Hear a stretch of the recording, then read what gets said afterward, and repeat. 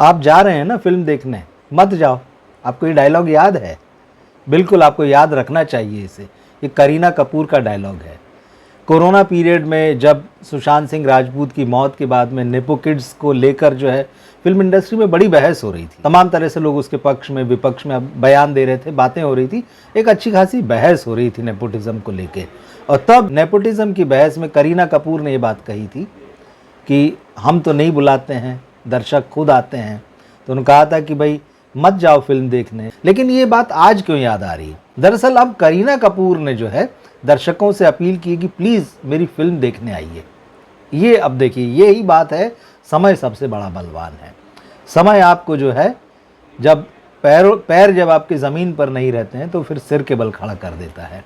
यही एकदम हो रहा है। आज करीना कपूर दर्शकों से अपील कर रही हैं कि मेरी फिल्म देखने आइए, मेरी फिल्म थिएटरों में लगी हुई है। असल में आज जो है करीना कपूर की film the Buckingham murders theatre में आई है और ये फिल्म एक तरीके से पूरे उन्हीं के कंधों पर है, क्योंकि वही इसकी लीड स्टार हैं और इसमें कई विदेशी कलाकार भी हैं। हंसल मेहता ने फिल्म को डायरेक्ट किया है। लेकिन ख़ास बात यह है कि ये करीना की as a producer debut film भी है। इस फिल्म के साथ में वो जो है फिल्म मेकिंग के मैदान में उतर गई। हालांकि वो मेन प्रोड्यूसर नहीं है, आप कह सकते हैं इंडिपेंडेंट सोलो प्रोड्यूसर नहीं है। फिल्म को जो है एकता कपूर ने प्रोड्यूस किया है और भी लोग हैं। लेकिन ऐसे में करीना के लिए जो अब थोड़ा सा ये हो गया है कि वो अपनी बात पर अड़ी नहीं रह सकते हैं कि भाई हमने तो नहीं कहा कि आप फिल्म देखने आइए। आपको एक प्रोड्यूसर के रूप में आपका रोल जो है बदल जाता है।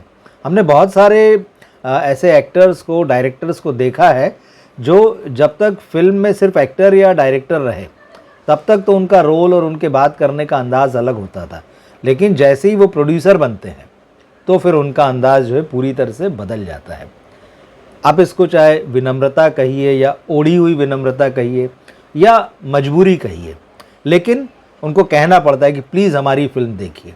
और करीना अब यही कर रही हैं। तो यही है, यही बात है कि एक समय जब वो कह रही थी कि नेपोटिज्म की बातों को लेकर उनका ये स्टैंड था कि, और ठीक भी, उसमें कोई मतलब ये नहीं है कि सारे नेपो किड्स ही स्टार नहीं बन जाते हैं, हर कोई कामयाब नहीं होता है। लंबी फहरिस्त है ऐसे नेपो किड्स की जिनको मौके उनके परिवार की वजह से मिले। उनके पिता स्टार थे, माँ स्टार थी, फैमिली में जो था फिल्में रन करती थी, तो उन्हें मौका मिला, लेकिन वो फ्लॉप हो गए। करीना ने ये बात कही थी और बिल्कुल मानते हैं। लेकिन उस पर जो उनका ये स्टेटमेंट था कि हम तो नहीं बुलाते फिल्म देखने, उन्होंने कहा था कि आज ये जो लोग हम पर उंगलियां उठा रहे हैं नेपोटिज्म के नाम पे, इन्हीं लोगों ने तो बनाया है नेपो किड्स को। और इसके बाद उन्होंने एक कदम आगे बढ़कर ये कह दिया था कि हम तो नहीं बुलाते हैं, आप ही जाते हैं, तो मत जाइए फिल्म, मत आइए हमारी फिल्म देखने।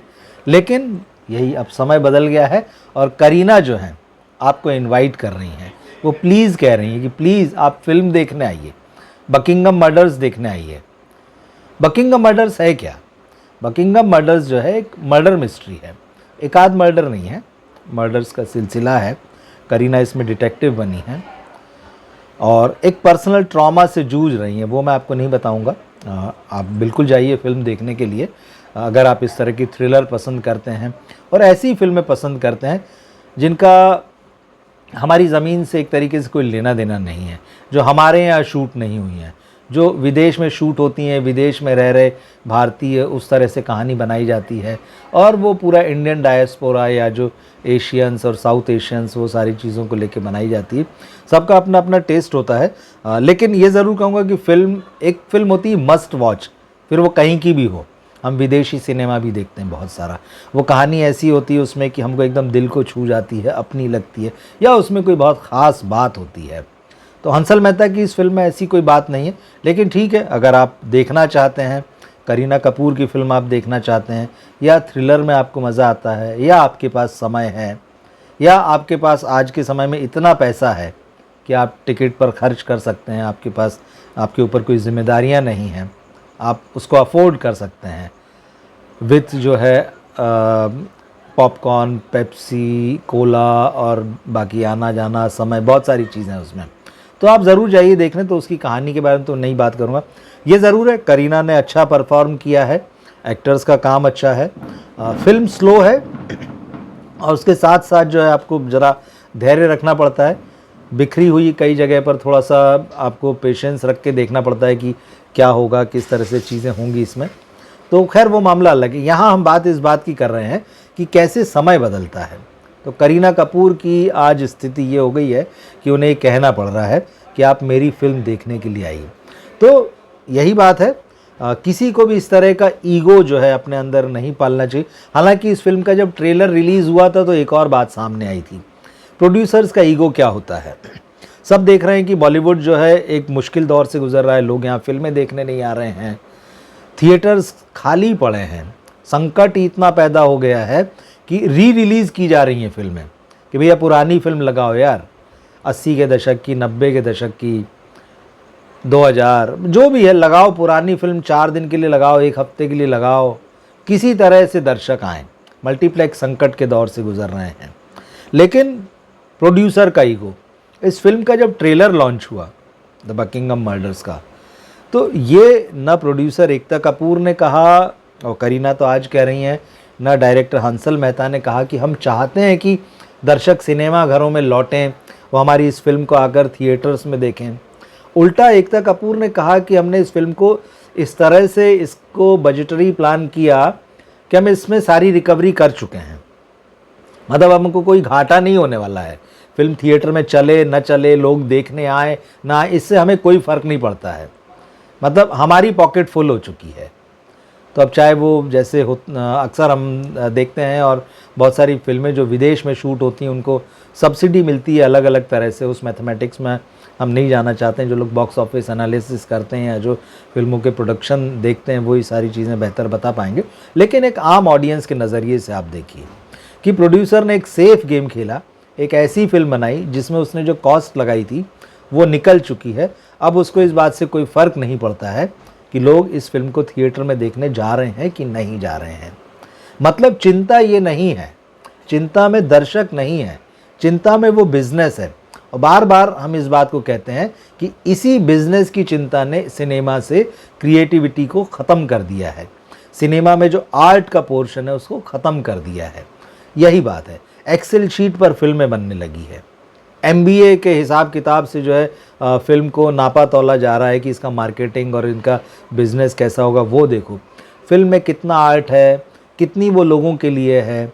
अब एक बेसिक सवाल ये भी उठता है कि भाई अगर बकिंगम में वहाँ मर्डर हो रहे हैं तो यहाँ पे किसी को क्या लेना देना, या लखनऊ में किसी को क्या लेना देना, अहमदाबाद में किसी को क्या लेना देना, जयपुर इंदौर में किसी को क्या लेना देना, चेन्नई में बेंगलोर में क्या लेना देना, मुंबई में क्या लेना देना। ये आप अपनी ज़मीन की कहानियाँ तलाश रहे हैं आज की डेट में। दर्शकों की ये डिमांड है भाई कि हमारी कहानी बताइए। पूरा सिनेमा जो है, ख़ास तौर पे हिंदी का सिनेमा, पैन इंडिया की बात अब ज़रूर हो रही है। पैन इंडिया फिल्मों की बात होती है तो रीजनल फिल्में ज़रूर उस क्राइटेरिया को पूरा करती दिखती हैं कि वो अपने रीजन की कहानी दिखाती हैं, वहाँ के लोग, वहाँ की बातें, वहाँ का कल्चर, वहाँ के फेस्टिवल, वो सब दिखता है। लेकिन हिंदी फिल्मों में कहीं ना कहीं ये गायब हो गया है।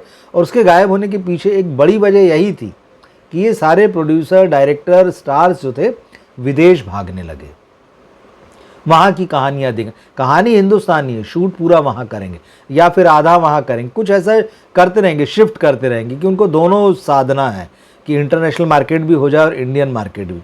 इस इकोनॉमिक्स के चक्कर में सिनेमा ख़त्म हो गया। तो ये जो है, इस फिल्म का जब ट्रेलर रिलीज़ हुआ था तब एकता कपूर ने बड़े गर्व से कहा था कि भाई हम अपना इकोनॉमिक्स जो है वो ठीक कर चुके हैं।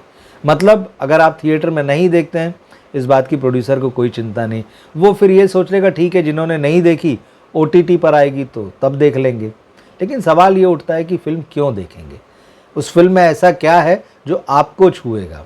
आप सिर्फ करीना कपूर के लिए इस फिल्म को देख सकते हैं। एक लाइन में तो मैं इतना ही कहूँगा।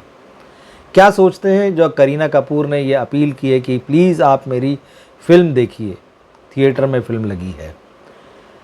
आपको क्या लगता है कि ये फिल्म आपको जाकर देखना चाहिए?